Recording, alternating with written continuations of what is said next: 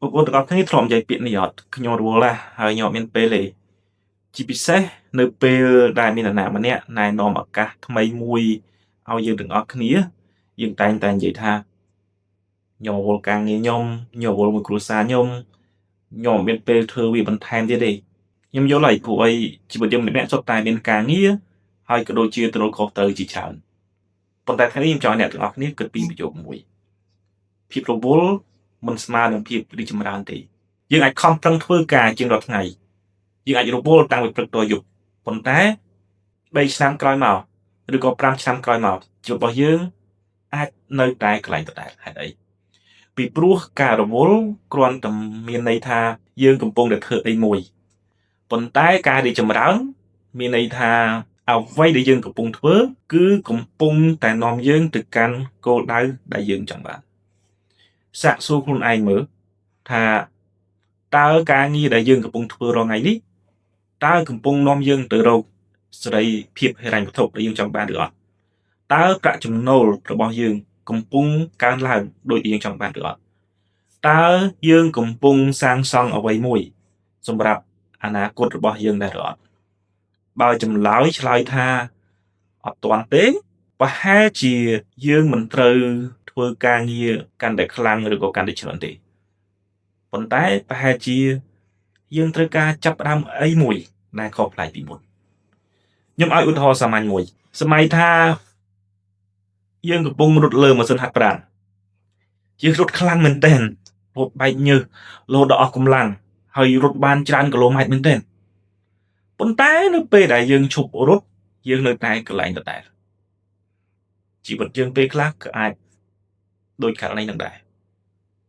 ពេលខ្លះមិនមានន័យថាយើងអត់ខំប្រឹងប្រែងទេយើងប្រឹង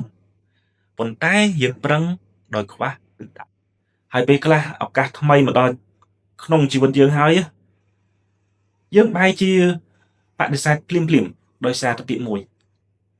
MBC ខ្ញុំរវល់ហើយនេះគឺជាអ្វីដែលខ្ញុំខ្លួនឯងជួបញឹកញាប់ពេលខ្ញុំចែករំលែកអំពីឱកាសជំនួញនៅក្នុង Bolton International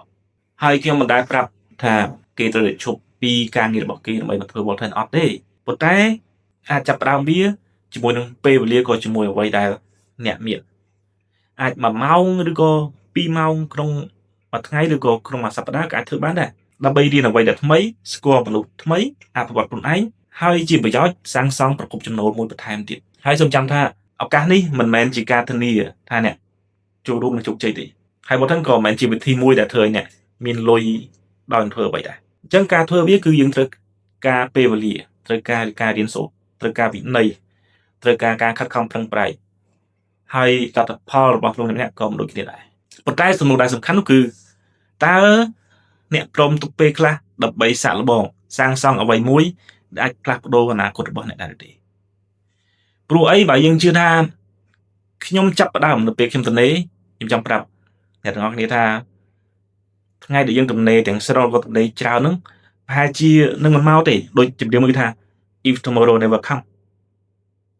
អញ្ចឹងមនុស្សដែលចង់រីកចម្រើនណាមិនចាំបាច់រងចាំដល់ពេលគេមានពេលច្រើនទេពួកគេនឹងរៀបចំពេលសម្រាប់អ្វីដែលសំខាន់ដូច្នេះថ្ងៃនេះខ្ញុំចង់សួរអ្នកទាំងអស់គ្នាថាតើអ្នកវល់អត់ទេព្រោះខ្ញុំដឹងថាអ្នកទាំងអស់គ្នាវល់ប៉ុន្តែខ្ញុំចង់សួរអ្នកទាំងអស់គ្នាថាអ្វីដែលអ្នកទាំងអស់គ្នាកំពុងតែវល់ថ្ងៃនេះកំពុងនាំអ្នកទាំងអស់គ្នាទៅកាន់ជីវិតដែល